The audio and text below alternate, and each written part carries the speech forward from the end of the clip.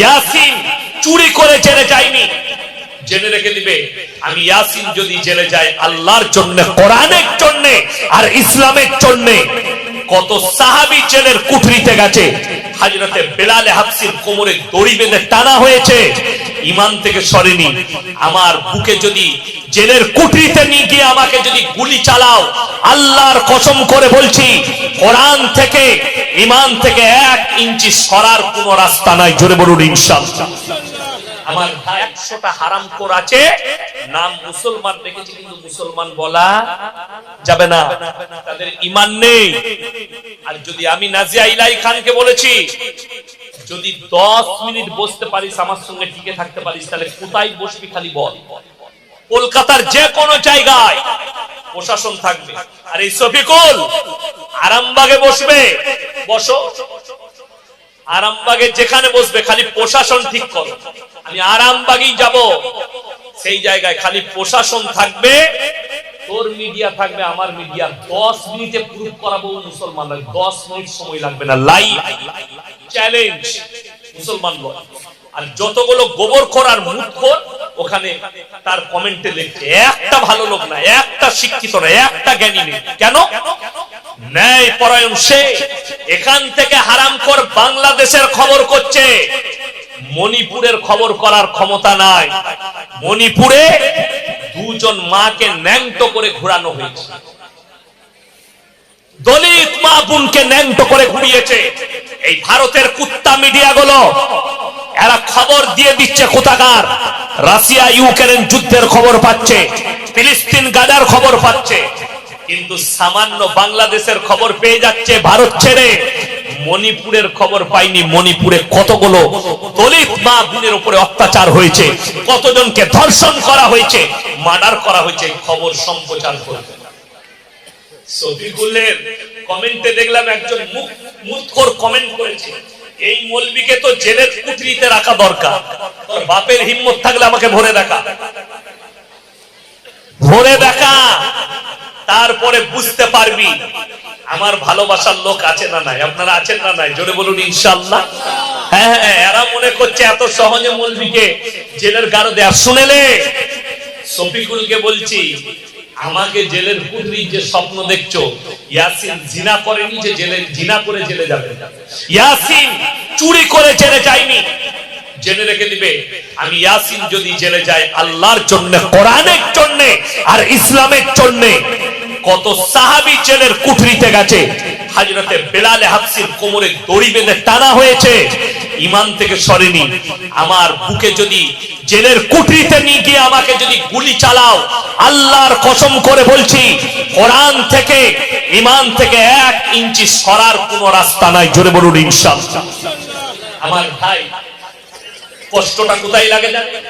আমাদের দেশে একটা মেয়ে বোরকা পরে আর হিজাব পরে স্কুলে গেলে, কলেজে গেলে তাকে কেস লড়তে হয় কোর্টে গিয়ে, ঠিক কিনা? কিন্তু দুঃখের বিষয়, আমাদের দেশে যদি কোনো মেয়ে ন্যাংটো ঘুরে বেড়ায়, এরা বলে নাইস, বিউটিফুল। ন্যাংটো ঘুরলে তাকে কোর্টে যেতে হয় না, বোরকা পরলে, হিজাব পরলে সেই মেয়েকে কোর্টে যেতে হয়। এইটাই হচ্ছে দুঃখ। এরা কাকে ভালোবাসে, মেয়ের শরীরকে কিনা কাকে, এটা দেখে ভালো করে বুঝে নেন। আর শফিকুলকে বলবো যে তুমি বেশি দালালি করতে যেও না, তোমার ভান্ডা ফুটে গেছে, বাংলার মুসলমান জেনে গেছে তুমি 1 নম্বর হচ্ছে গোবরখোর আর মুদখোর আর বিক্রি হওয়া মাল। এটা জানতে কারো কোনো মুসলমানের বাকি নাই। তুমি তোমার কমেন্ট গুলো পড়ে নাও, আমার কমেন্ট গুলো তুমি বলবা, তোমার কমেন্ট আমি পড়ে দেখে দিয়েছি, সব গোবরখোর আর মুদখোর। ভাই দুঃখের কথা বলছি, শুনেন, একটা মানুষকেও কি গালি দিলে পুরো কমিউনিটি তার লেগে দায়ী। আমেরিকা সঙ্গে ভারতের সম্পর্ক খারাপ হয়েছে, তো আমেরিকার সঙ্গে তো রাশিয়ার সম্পর্ক খারাপ, যে কোনো মুহূর্তে যুদ্ধ লাগতে পারে। তোমার দেশের প্রধানমন্ত্রীকে জিজ্ঞেস করো রাশিয়ার সাথে সম্পর্ক কেন ভালো আছে? সাপের মুখে চুন দিবে আর বিড়ালের মুখে চুন দিবে। তুমি পাগলামি জুড়েছো। ইয়াসিন বললে অপরাধ আর মন্ত্রীরা বললে রাইট। তোমার হিম্মত থাকলে মন্ত্রীদের বিরুদ্ধে বলে দেখো। একবার ওই মাথায় চাপড়িয়ে আরামবাগ পুলিশ একবার জেলে ভরে এলো হারাম করতে, কাঁদছিলি কেন? পাগল, এসব একদম হারাম করে দল। আমি আপনাদেরকে সাবধান করছি, বিশেষ করে বাংলার মুসলমান রিপাবলিক টিভিকে বয়কট করুন, সকলে জোরে বলুন ইনশাআল্লাহ। এই রিপাবলিক টিভি মুসলমানের জন্য প্রতিনিয়ত আমাদের জন্য, কোরআনের জন্য, ইসলামের জন্য মিথ্যা প্রচার করে যাচ্ছে, মিথ্যাচার করে যাচ্ছে।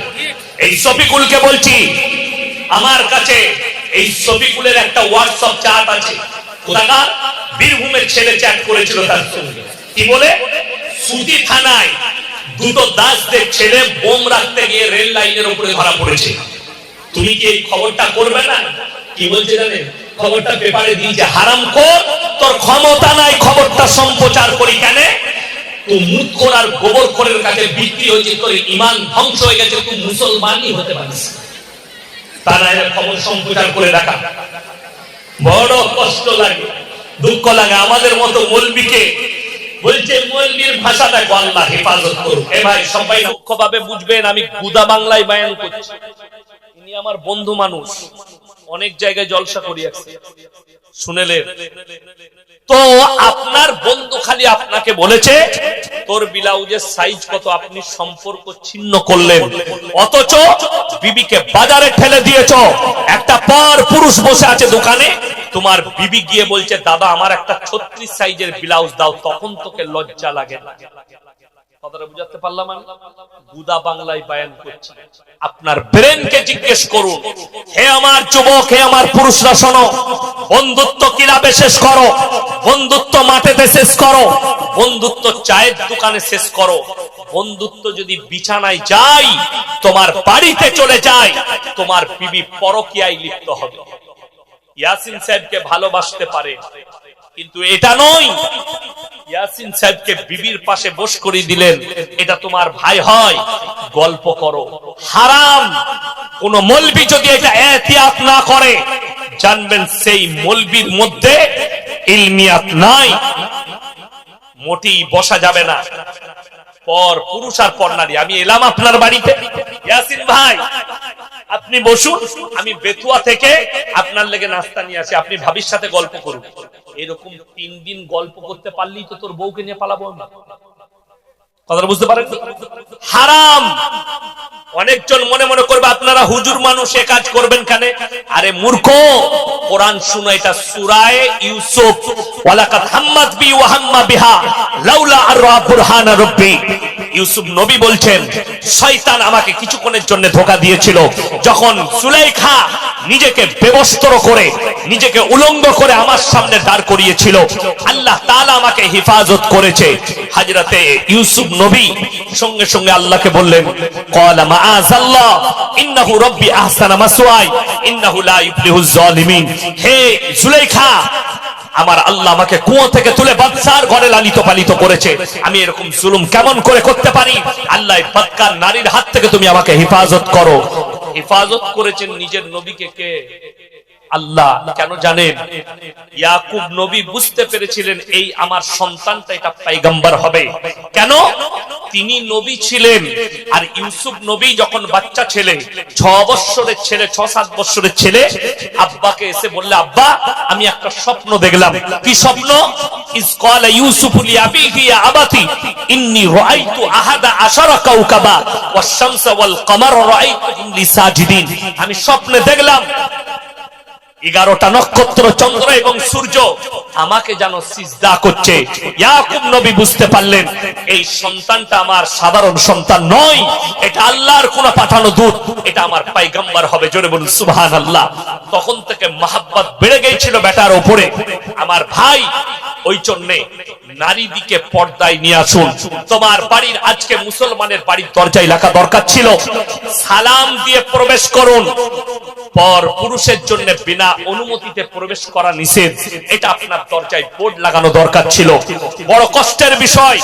আমি ইয়াসিন, আমাকে আপনি যতই ভালোবাসেন, আমার মাদ্রাসায় 1 টাকাই দেন, আপনি যদি আমার সঙ্গে দেখা করতে যান, আপনার স্টেজটা, আপনার স্টপেজটা হবে আমার মাদ্রাসার অফিসে, তার বাইরে নয়। আপনি আমার বাড়িতে আমি আপনাকে প্রবেশ করাবো না, সেখানে আমার বিবি আছে, আমার বিটি আছে। আপনি এটা ভাবেন না যে ইয়াসিন সাহেবের বাড়িতে গেলে ইয়াসিন সাহেবের বাড়িতে উনার বিবির সঙ্গে কথা বলার আমার এন্ট্রি নাই, উনার মেয়ের সঙ্গে দেখা করার আমার এন্ট্রি নেই, তাহলে ইয়াসিন সাহেব আমার বউয়ের সঙ্গে কি করে এন্ট্রি পেতে পারে? ওটা যদি পর্দা হয়, ইয়াসিন সাহেবের জন্য আপনার বউটা পর্দা হবে না? কত বড় কষ্টের বিষয়। এইটাই মুসলমান বুঝতে পারেনি। সবাই নিয়ত করুন আমরা আমাদের বিবিকে পর্দায় নিয়ে আসবো, জোরে বলুন ইনশাআল্লাহ। বর্তমানে অনেকজন তাবিজ ব্যবসা করে। ও তো 24 পরগনায় জলসা করতে গেছি, আমাকে বললে আমার টাইম আছে 10টায়, আমাকে বললে হুজুর আধ ঘন্টা লেট হবে। কেন রে? বলে স্টেজে হুজুর সাহেব তাবিজ বেচছে স্টেজে। হ্যাঁ, তারপরে আমি লাইভটা খুলে দেখলাম হুজুরের লাইভ চলছে জলসা। ও বাবা, সে হুজুর আমি নাম করব না, ওই ফুরফুরা ফুরফুরা ওই সাইডের কোন হুজুর হবে।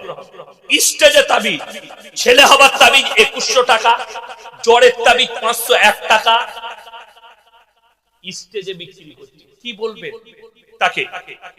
শুনেলেন আপনার রোগ হয়েছে, আমি বলে যাচ্ছি সূরা ফাতিহা 11 বার পানিতে দম করে আপনার ইমামকে বলুন 11 বার সূরা ফাতিহা করে পানিতে দম করে দিবে, আল্লাহ চাইলে শিফা দান করবে। জোরে বলুন সুবহানাল্লাহ।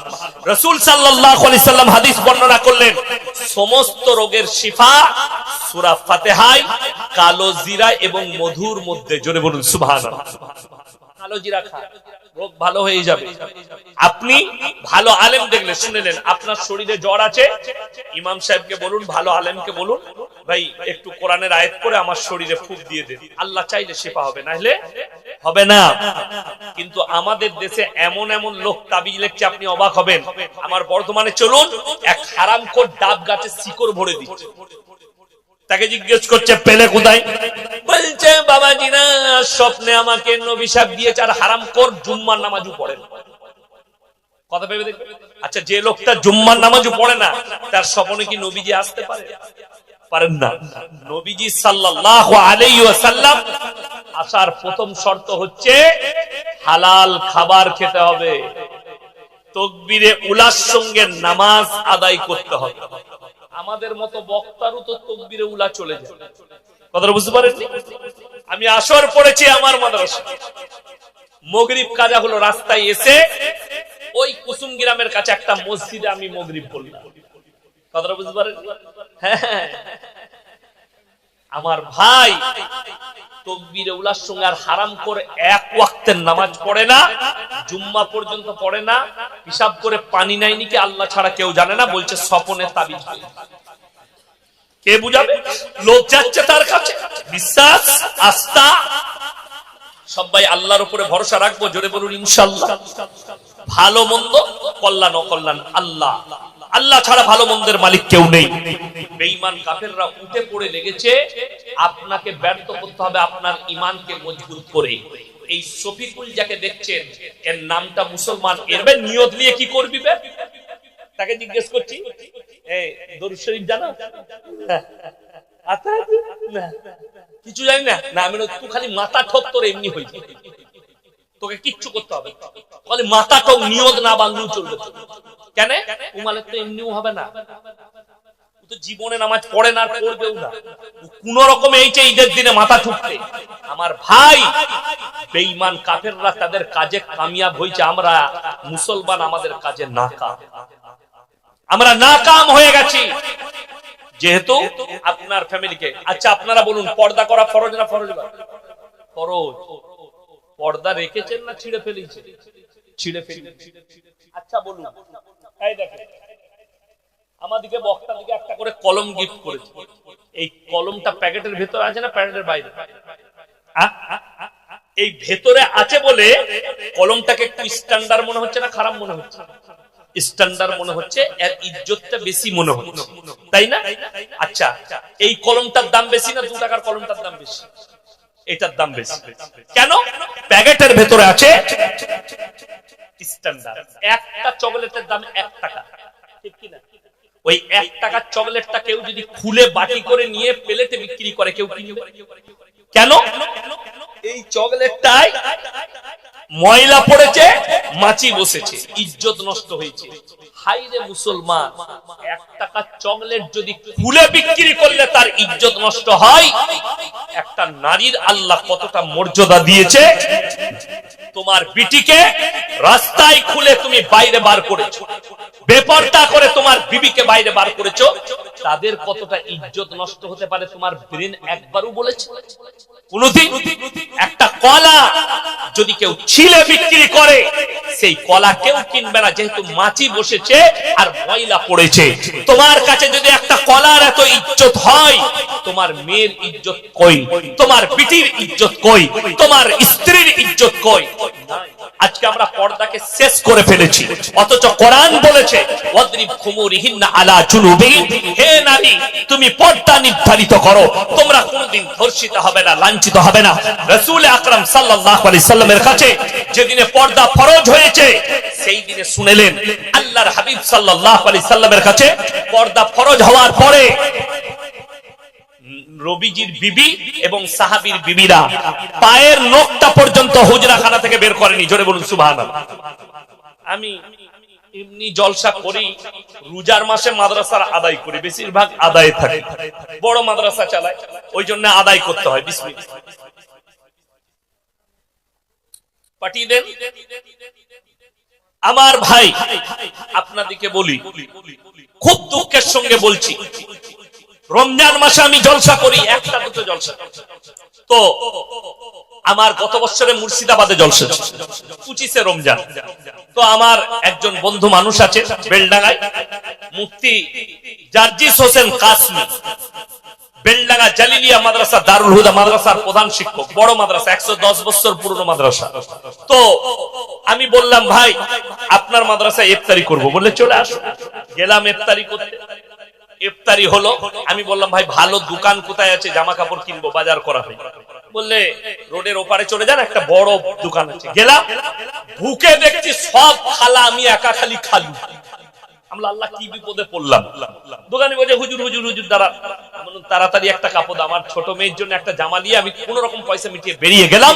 আর দুঃখ লাগলো, আপনি বাজারে বসে, আপনি ঘরে বসে আর বিবিকে বাজারে ঠেলে দিয়েছেন। খুব সূক্ষ্ম ভাবে বুঝবেন।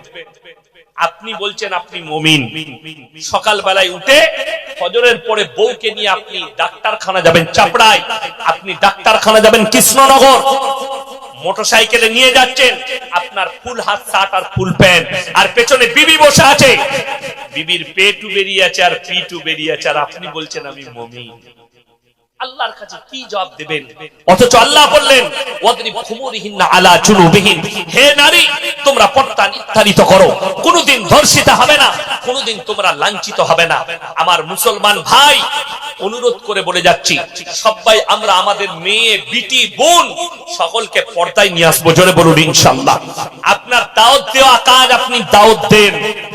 আপনার বিবি যদি দাওয়াত কবুল না করে, আপনি আল্লাহর কাছে বলতে পারবেন আল্লাহ আমি প্রতিনিয়ত আমার বিবিকে দাওয়াত দিয়েছি, আমার বিবি আমার দাওয়াত কবুল করেনি। আপনি ক্লিয়ার হয়ে যাবেন কিয়ামতের দিনে।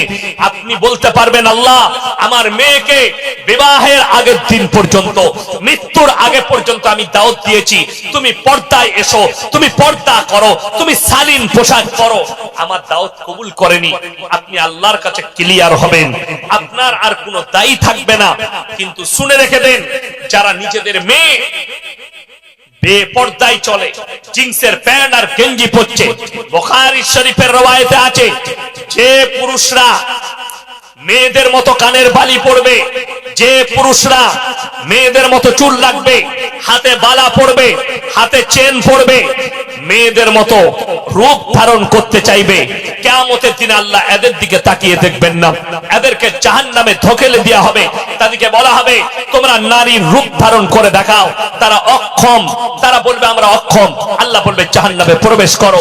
যে নারীরা বেটা ছেলেদের মতো জিন্সের প্যান্ট আর গেঞ্জি পরবে, নোংরা পোশাক পরবে, বেটা ছেলের মতো চুল কাটবে, হাতেতে বেটা ছেলের মতো ঘড়ি পরবে এবং পুরুষদের মতো চাল চলন করতে চাইবে, এই নারীদিকে কিয়ামতের দিনে বলা হবে পুরুষের রূপ ধারণ করে দেখাও।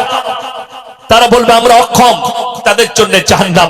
আল্লাহ রাসূল সাল্লাল্লাহু আলাইহি সাল্লাম 1400 বছর আগে বলল তোমরা টাকনুর উপরে পুরুষরা কাপড় পরবে, যারা টাকনুর নিচে কাপড় পরবে ওই অঙ্গগুলো জাহান্নামের আগুনে জ্বালানো হবে। এটা রাসূল সাল্লাল্লাহু আলাইহি সাল্লামের বুখারী শরীফের হাদিস। আল্লাহর নবী বললেন এবং মহিলারা টাকনুর নিচে কাপড় পরবে। বেঈমান কাফেররা পুরুষদের জন্য প্যান্ট তৈরি করলো টাকনুর নিচে, আর মহিলাদের জন্য সালোয়ার তৈরি করলো টাকনুর এক বিদ্যা উপরে। ঠিক কি না কথা বলে? পায়ে আবার অনেক মেয়ে কালো কার বানছে সুতো, বলে এটা কিলো বুঝে লজল লাগবে, গলায় একটা দড়ি বাঁধার মরবি না। এদের অবস্থা এত খারাপ। আমার ভাই, আমার মাবুদ, আপনাদেরকে অনুরোধ করছি এই ধরনের শিরকের কাজ থেকে নিজেদেরকে হেফাজত করো। নারীরা টাকনুর নিচে কাপড় পরো, নিজেদেরকে ঢেকে লাও। ইমানদারির সঙ্গে বলুন, ইনি ইমাম সাহেব আর আমি হচ্ছি ক্লোজ বন্ধু, মানে অন্তরের বন্ধু। আচ্ছা, অন্তরের বন্ধু হলে ইয়ার কি হয় না? হয় না? মাজাক। আমি যদি বলি ভাই আপনার বইয়ের ব্লাউজের সাইজ কত, সম্পর্ক থাকবে না ছিন্ন হবে? ছিন্ন হবে।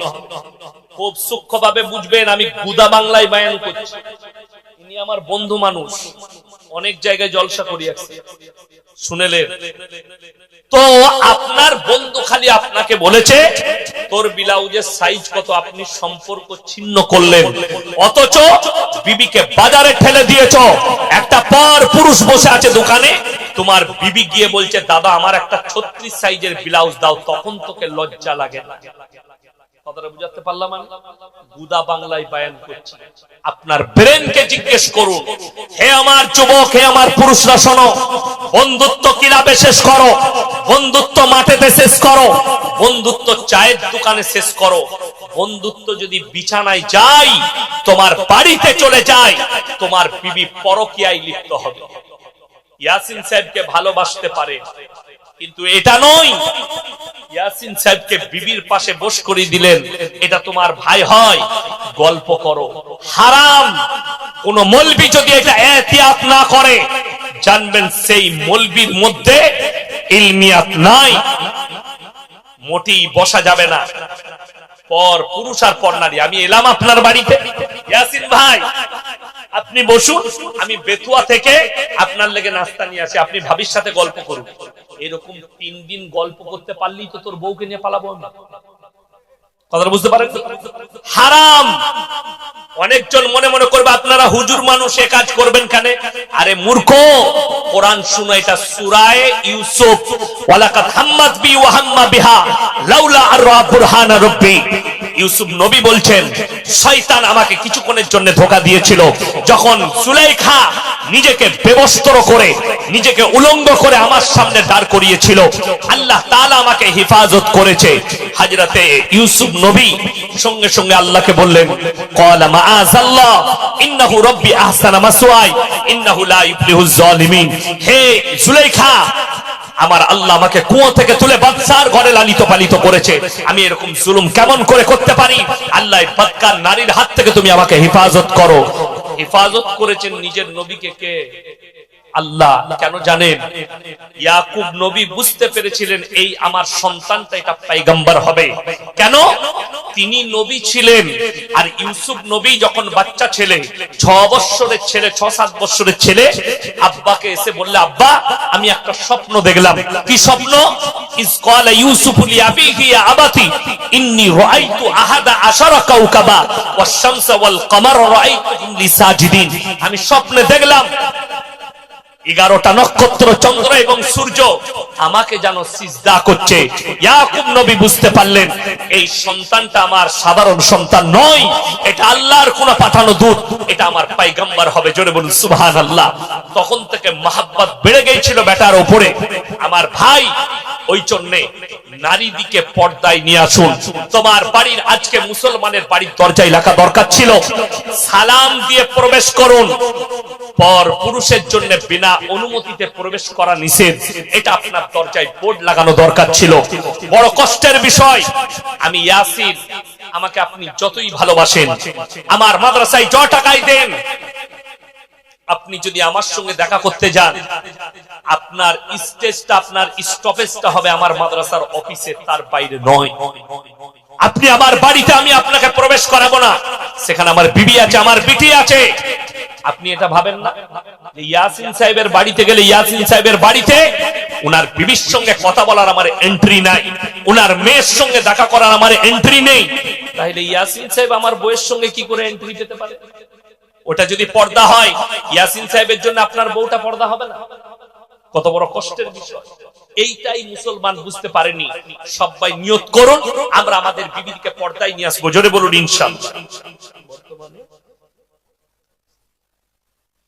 বর্তমানে অনেকজন তাবিজ ব্যবসা করে। ও তো 24 পরগনায় জলসা করতে গেছি, আমাকে বললে আমার টাইম আছে 10টায়, আমাকে বললে হুজুর আধ ঘন্টা লেট হবে। কেন রে? বলে স্টেজে হুজুর সাহেব তাবিজ বেচছে স্টেজে। হ্যাঁ, তারপরে আমি লাইভটা খুলে দেখলাম, হুজুরের লাইভ চলছে জলসা। ও বাবা, সে হুজুর আমি নাম করব না, ওই ফুরফুরা ফুরফুরা ওই সাইডের কোন হুজুর হবে। স্টেজে তাবিজ, ছেলে হবার তাবিজ 2100 টাকা, জ্বরের তাবিজ 501 টাকা, স্টেজে বিক্রি করছে। কি বলবেন তাকে?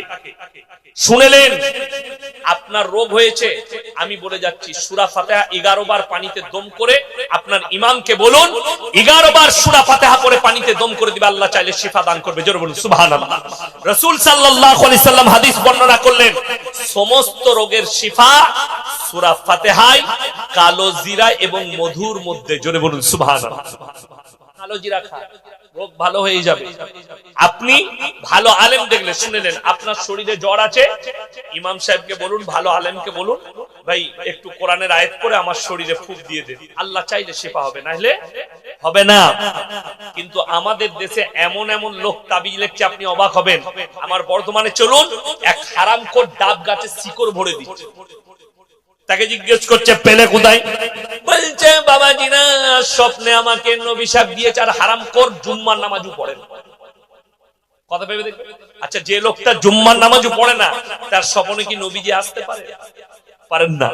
নবীজি সাল্লাল্লাহু আলাইহি ওয়াসাল্লাম আসার প্রথম শর্ত হচ্ছে হালাল খাবার খেতে হবে, তাকবীরে উলার সঙ্গে নামাজ আদায় করতে হবে। আমাদের মতো বক্তারও তো তাকবীরে উলা চলে যায়। কথাটা বুঝতে পারেননি? আমি আসর পড়েছি আমার মাদ্রাসা, মাগরিব কাজা হলো, রাস্তায় এসে ওই কুসুম গ্রামের কাছে একটা মসজিদে আমি মাগরিব পড়লাম। কথাটা বুঝতে পারেন? হ্যাঁ, আমার ভাই তাকবীরে উলার সঙ্গে আর হারাম করে এক ওয়াক্তের নামাজ পড়ে না, জুম্মা পর্যন্ত পড়ে না, হিসাব করে পানি নাই নাকি আল্লাহ ছাড়া কেউ জানে না, বলছে স্বপনে তাবিজ। কে বুঝাবে? লোক যাচ্ছে তার কাছে। বিশ্বাস, আস্থা, সবাই আল্লাহর উপরে ভরসা রাখবো, জোরে বলুন ইনশাআল্লাহ। ভালো মন্দ, কল্যাণ অকল্যাণ আল্লাহ, আল্লাহ ছাড়া ভালো মন্দের মালিক কেউ নেই। বেঈমান কাফেররা উঠে পড়ে লেগেছে, আপনাকে ব্যর্থ করতে হবে আপনার ঈমানকে মজবুত করে।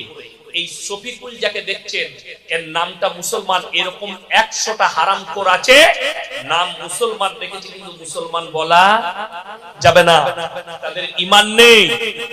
আর যদি আমি নাজিয়া ইলাহি খানকে বলেছি, যদি 10 মিনিট বসতে পারিস আমার সঙ্গে টিকে থাকতে পারিস, তাহলে কোথায় বসবি খালি বল।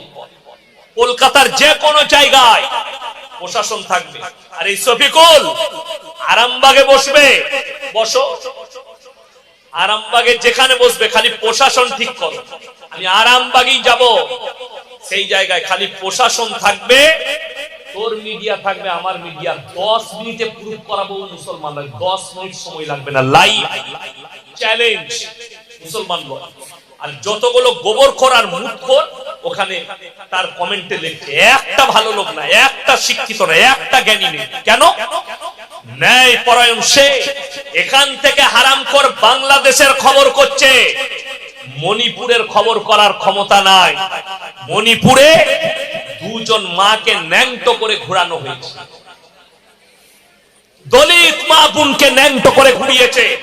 এই ভারতের কুত্তা মিডিয়া গুলো এরা খবর দিয়ে দিচ্ছে কোথাকার।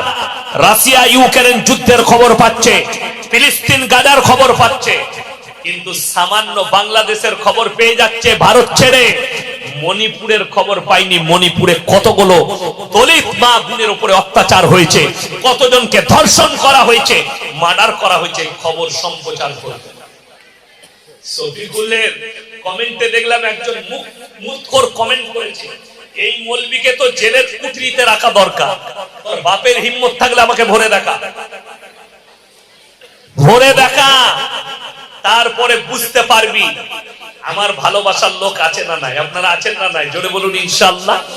হ্যাঁ হ্যাঁ, এরা মনে করছে এত সহজে মৌলবীকে জেলের গারো দেয়া। শুনেলে শফিকুলকে বলছি, আমাকে জেলের কুঠরির যে স্বপ্ন দেখছো, ইয়াসিন জিনা করেনি যে জেলে জিনা করে জেলে যাবে, ইয়াসিন চুরি করে জেলে যায়নি। জেনে রেখে দিবে, আমি ইয়াসিন যদি জেলে যাই আল্লাহর জন্য, কোরআনের জন্য আর ইসলামের জন্য। কত সাহাবী জেলের কুঠরিতে গেছে, হযরতে বেলাল হাবশির কোমরে দড়ি বেঁধে টানা হয়েছে, ঈমান থেকে সরেনি। আমার বুকে যদি জেলের কুঠরিতে নিয়ে গিয়ে আমাকে যদি গুলি চালাও, আল্লাহর কসম করে বলছি, কোরআন থেকে ঈমান থেকে 1 ইঞ্চি সরার কোনো রাস্তা নাই। জোরে বলুন ইনশাআল্লাহ। আমার ভাই, কষ্টটা কোথায় লাগে জানেন? আমাদের দেশে একটা মেয়ে বোরকা পরে আর হিজাব পরে স্কুলে গেলে, কলেজে গেলে তাকে কেস লড়তে হয় কোর্টে গিয়ে, ঠিক কি না? কিন্তু দুঃখের বিষয়, আমাদের দেশে যদি কোনো মেয়ে ন্যাংটো ঘুরে বেড়ায়, এরা বলে নাইস, বিউটিফুল। ন্যাংটো ঘুরলে তাকে কোর্টে যেতে হয় না, বোরকা পরলে, হিজাব পরলে সেই মেয়েকে কোর্টে যেতে হয়। এইটাই হচ্ছে দুঃখ। এরা কাকে ভালোবাসে, মেয়ের শরীরকে কিনা কাকে, এটা দেখে ভালো করে বুঝে নেন। আর শফিকুলকে বলবো যে তুমি বেশি দালালি করতে যেও না, তোমার ভান্ডা ফুটে গেছে, বাংলার মুসলমান জেনে গেছে তুমি 1 নম্বর হচ্ছে গোবর কোরআন মুদখোর আর বিক্রি হওয়া মাল। এটা জানতে কারো কোনো মুসলমানের বাকি নাই। তুমি তোমার কমেন্ট গুলো পড়ে নাও, আমার কমেন্ট গুলো তুমি বলবা, তোমার কমেন্ট আমি পড়ে দেখে দিয়েছি, সব গোবর কোরআন মুদখোর। ভাই দুঃখের কথা বলছি, শুনেন, একটা মানুষকেও কি গালি দিলে পুরো কমিউনিটি তার লেগে দাঁড়িয়ে। আমেরিকা সঙ্গে ভারতের সম্পর্ক খারাপ হয়েছে, তো আমেরিকার সঙ্গে তো রাশিয়ার সম্পর্ক খারাপ, যে কোনো মুহূর্তে যুদ্ধ লাগতে পারে। তোমার দেশের প্রধানমন্ত্রীকে জিজ্ঞেস করো রাশিয়ার সাথে সম্পর্ক কেন ভালো আছে? সাপের মুখে চুন দিবে আর বিড়ালের মুখে চুন দিবে। তুমি পাগলামি জুড়েছো। ইয়াসিন বললে অপরাধ আর মন্ত্রীরা বললে রাইট। তোমার হিম্মত থাকলে মন্ত্রীদের বিরুদ্ধে বলে দেখো। একবার ওই মাথায় চাপড়িয়ে আরামবাগ পুলিশ একবার জেলে ভরে এলো হারাম করতে,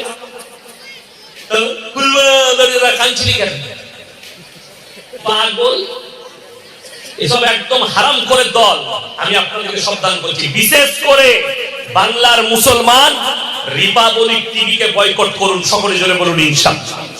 এই রিপাবলিক টিভি মুসলমানের জন্য প্রতিনিয়ত আমাদের জন্য, কোরআনের জন্য, ইসলামের জন্য মিথ্যা প্রচার করে যাচ্ছে, মিথ্যাচার করে যাচ্ছে। এই শফিকুলকে বলছি, আমার কাছে এই শফিকুলের একটা হোয়াটসঅ্যাপ চ্যাট আছে। কোথাকার? বীরভূমের ছেলে চ্যাট করেছিল তার সঙ্গে। কি বলে? সুতি থানায় দুটো দাসদের ছেলে বোম রাখতে গিয়ে রেল লাইনের উপরে ধরা পড়েছে। তুমি কি এই খবরটা করবে না? কি বলছে জানেন? খবরটা পেপারে দিয়েছে, হারামখোর, তোর ক্ষমতা নাই খবরটা সম্প্রচার করি কেন? তুই মুদখোর আর গোবরখোরের কাছে বিক্রি হয়েছে, তোর ঈমান ধ্বংস হয়ে গেছে, তুই মুসলমানই হতে পারিস। তা না হলে খবর সম্প্রচার করে রাখা। বড় কষ্ট লাগে, দুঃখ লাগে। আমাদের মতো মৌলবীকে বলছে, মৌলবীর ভাষা দেখো, আল্লাহ হেফাজত করুক। এ ভাই সবাই নামাজ পড়বো, জোরে বলুন ইনশাআল্লাহ। নামাজ কেউ ছাড়বেন না, জোরে বলুন ইনশাআল্লাহ। এই বিবিদিকে সবাই পর্দায় রাখবো, জোরে বলুন ইনশাআল্লাহ। সবাই রাখবেন তো? কাল থেকে মেলা করবেন তো? নাউজুবিল্লাহ বলেন। মেলা হারাম, মেলা করবেন না, মেলা যাবেন না, নিজের ঈমানকে বাঁচান। দেখুন, এই বাবুরা জলসার দাওয়াত দিয়েছে, যারা জলসা করেছে আল্লাহ তাদেরকে কামিয়াবি দান করুন, বলুন আমিন। এই জলসা কমিটিকে আল্লাহ কবুল করুন, বলুন আমিন। কিন্তু দুঃখের কথা বলছি, শুনে নেন, আমরা বক্তব্য দিলাম, আপনার দায় আমি নিতে পারবো না। ইসলাম আপনার কাছে পৌঁছে দিলাম, কোরআনের আয়াত শোনাচ্ছি, সূরা আরাফ প্রথম পৃষ্ঠা, ফালানাসআলান্নাল্লাযীনা উরসিলা ইলাইহিম ওয়া লানাসআলান্নাল মুরসালিন। হে আমার নবী, তুমি বলে দাও কিয়ামতের দিনে আমি নবী পয়গম্বরকে দাঁড় করাবো, তাদের উম্মতিকেও দাঁড় করাবো।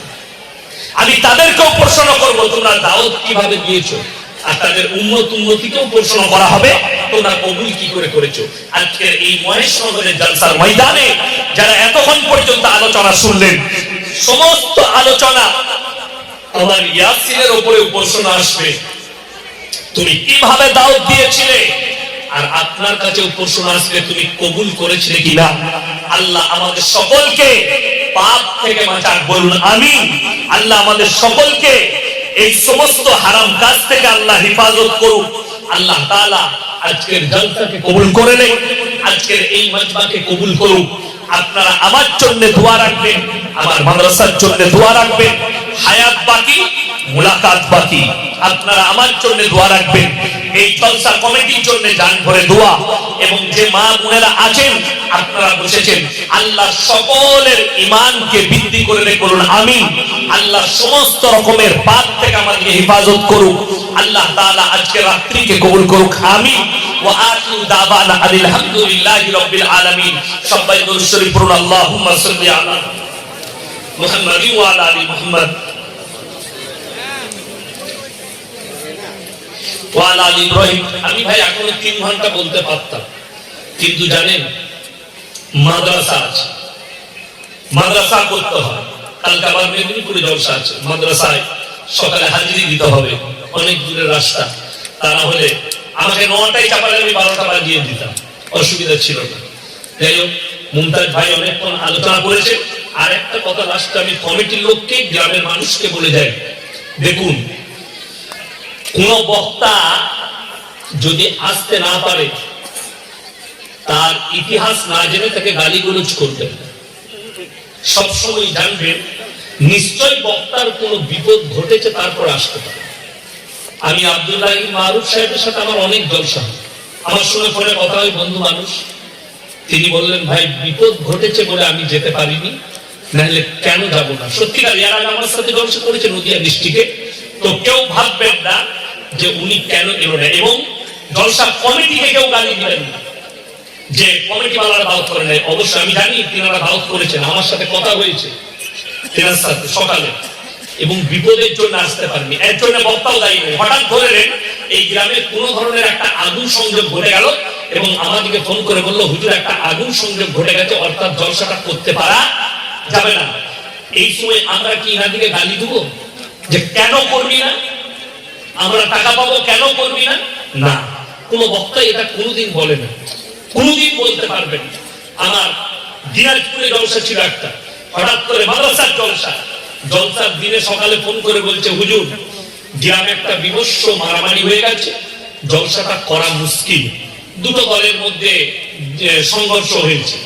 আমি বললাম তাহলে আর কি করবে, তারা কষ্ট পেল, তাহলে পরে বের করবো। আমি তাদেরকে কি বলবো যে জলসাটা করতেই হবে, লোকের কি হয়েছে আমি জানি না? না, আপদ বিপদ মানতে হবে। আমি আসছি, আমার জলসা দাও ছিল, আমি যদি মারা যেতাম কিছু করার ছিল বলুন? কিছু করার নেই। আমার আব্বা যদি দুনিয়া ছেড়ে চলে যেত, আমার কিছু করার ছিল? আমি এখানে আসতে পারতাম না। আমার পরিবারের কেউ মারা গেল, ওটা তো আমার খুবই তো ভাই। তারপরেও জোহরের পরে জানাজা হলো, জানাজা দিয়ে এত মেহমান আমার মাদ্রাসায়, তাদেরকে খাইয়ে দেয়, আলেম মানুষ ছিলেন। আমি তারপরে বিদায় আসরের পরে বের হলাম, চা ফা খাইয়ে সকলকে। দেখুন আপদ বিপদ থাকে, কেউ খারাপ মন্তব্য করবেন না আব্দুল্লাহ মারুফ ভাইয়ের সম্পর্কে, এবং কমিটিকে কেউ গালি দিবেন না। আল্লাহ মুমতাজ ভাইয়ের তকদিরে রেখেছিল, তিনি এলেন কোরআন হাদিসের কথা শোনালেন, সবাই আলেম, ওই জন্য কেউ কেউ কি দোষী করবেন না। আমি আসসালামু আলাইকুম, সবাই দোয়া করুন।